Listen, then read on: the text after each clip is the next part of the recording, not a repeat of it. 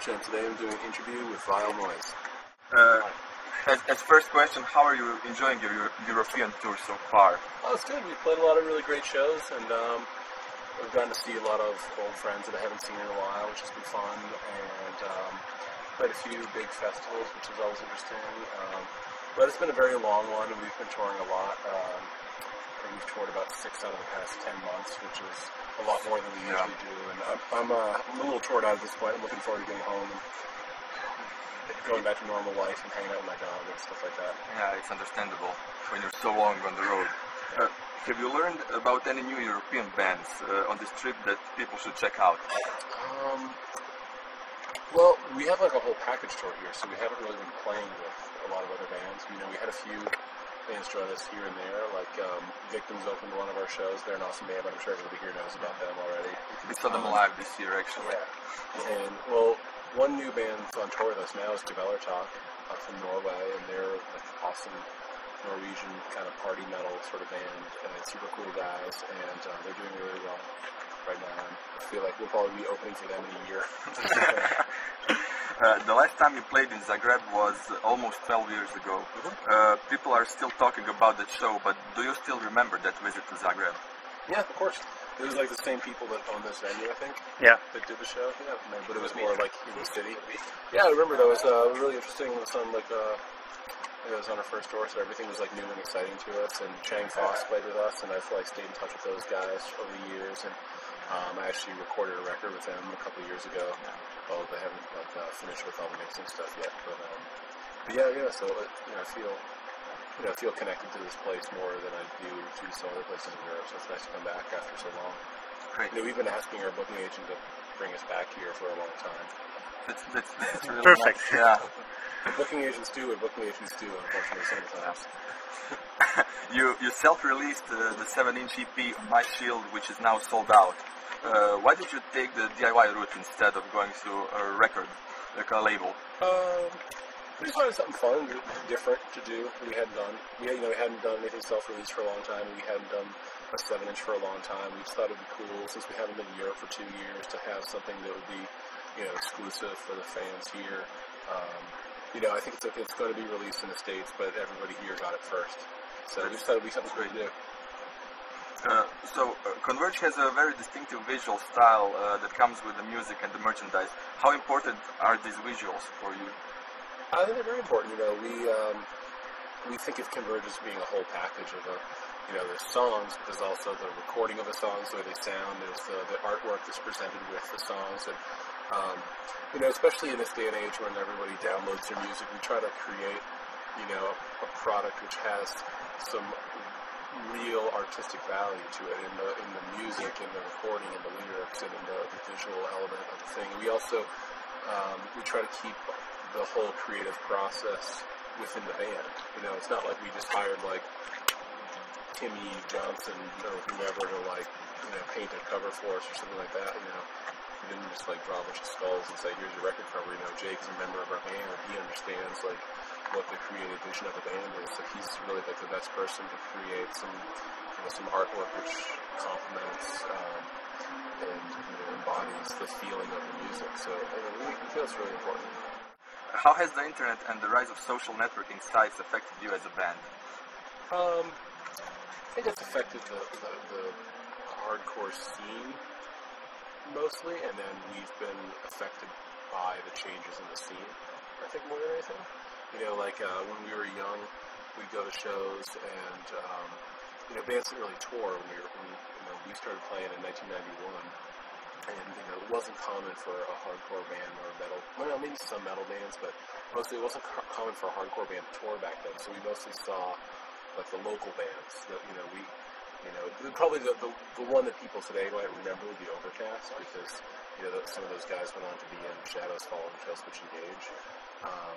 So we used to play with that band a lot, and, other bands. So, it was more like the local scenes would influence each other. So you had, a Boston sound, and you had, a New York sound, and a San Francisco sound, and whatnot. And then now, with the internet, there's much more access to information. So, I could start a band and like record a demo and put it and make a MySpace page or whatever for my band, and you know you're in Croatia and you can hear that and you're like, oh cool, I'm into that, and like that can influence your band. Where that never would have happened when we were starting. Like it happened a little bit because like I would have a pen pal in maybe not Croatia, but I'd have a pen pal in like Phoenix, Arizona, and my pen pal would tape all the 7-inches from the local bands in Phoenix, put them on one cassette tape, and mail them to me. And I'd get to check out like Soulfish and Groundwork, and you know whoever the bands in Phoenix were at the time, and like I would tape him like the Converge and the Dive and the Overcast 7-inch, and then send that to him out in Phoenix, so he'd hear a little bit about what was going on in Boston. But it happened like really slowly, and you got like music wasn't like nearly as competitive as it was back then. I mean, the scene was much smaller, but there were much fewer bands, and because there was no downloading, everybody had to buy every record or tape it. And you had to put effort every time you got a record. There was effort involved in getting that record, like whether it was like borrowing it from someone and taping it, or whether it was like earning money to go to the record store and buy a record. So even if you bought this record and you didn't really like that much, you still listened to it 4 or 5 times in the hopes that like maybe this like $12 that I spent is actually going to like pay off eventually. Maybe like after the 4th or 5th listen, you're like, oh wow, that 4th song on the record, like that grabbed me, or something like that. Or so like it didn't matter if a record sounded bad, or it didn't matter if a record didn't have like the hit song at the beginning. It didn't matter if like the band looked cool and had the right tattoos on their neck or whatever. But now it's like a band comes out, and because like when I'm trying to check out new bands on MySpace, if something doesn't grab me in 20 seconds, click, like next band, like because there's so much stuff out there. So I think people now, like, if you don't have like a great recording and you don't have the right image and you don't have a song that's catchy that grabs you in the first 20 seconds, people tend to pass that by, and that's too bad because it rewards shallow music, and it rewards unfortunately people with a shallow identity and a shallow aesthetic. It rewards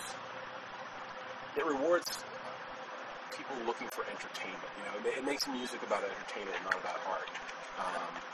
And I'm not going to say it's better or worse. I don't want to give up the internet.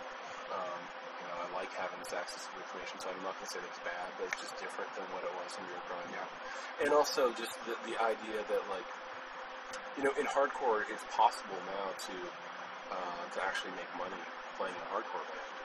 And not like a lot of money, but like the kind of money that, like, as long as you live intelligently, you can support yourself while you're in the band. And when your band breaks up, when you're 30, then you have to go back to college at 30 or whatever. But like, when we were young, like, we didn't look up to anybody who made any money. Like maybe Sick of It All made money, and maybe the Cro-Mags made a little bit of money, but that was kind of like it. Like hardcore bands when we were kids, the bands we liked, they didn't make any money, so we didn't ever think that it was possible. So we were doing music for the love of music, and not the idea like, oh, I don't want to get a real job, I just want to do music. Like that never crossed our minds. Yeah, you did music for the music's sake. Yeah. So things are just different now. So now, when the tour is over, you're gonna go back home for some time. Mm-hmm. Are you already working on a new material?